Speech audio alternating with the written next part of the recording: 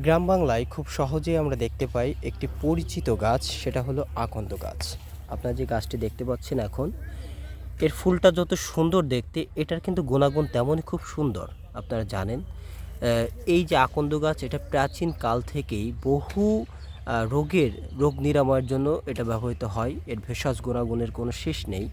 বিশেষ করে এই এর পাতাটা আপনার যাদের শরীরে ফোলাভাব বা ব্যথা, এটা কমানোর জন্য অনেকে এটা গরম করে শরীরে লাগালে অনেকটা ব্যথা ভাব কমে।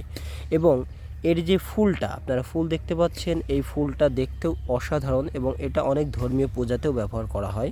এবং এই গাছের যে যদি কোনো একটা পাতা আমি ছিঁড়ি বা একটা অংশ যদি আমরা ছিঁড়ি, এই যে আপনাদের একটু দেখানোর চেষ্টা করি, এই যে সাদা দুধের মতো যে অংশটা, আঠাটা বের হচ্ছে, এই আঠাটাও কিন্তু চর্মরোগের জন্য ব্যবহার করা হয়।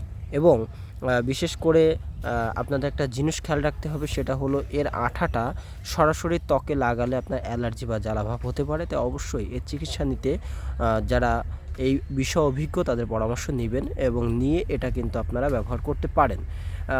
পরিশেষে বলবো যে আমাদের গ্রাম বাংলায় এমন অনেক গাছালি আছে যেগুলো আমরা অবহেলা করি, কিন্তু এই গাছগুলোর যে একটা গুণ, সেই গুণগুলো সম্পর্কে আমরা জানি না। যদি জানি, অবশ্যই আমরা কিন্তু এটা আমাদের নিজেদের ব্যবহারে এই গাছগুলো ব্যবহার করতে পারি, যদি আমরা এই সম্পর্কে জানি। তো দর্শক শ্রোতা, আজকে আমি আকন্দ গাছ নিয়ে আপনাদের কিছু তুলে ধরলাম। অবশ্যই গুণাগুণের শেষ নেই।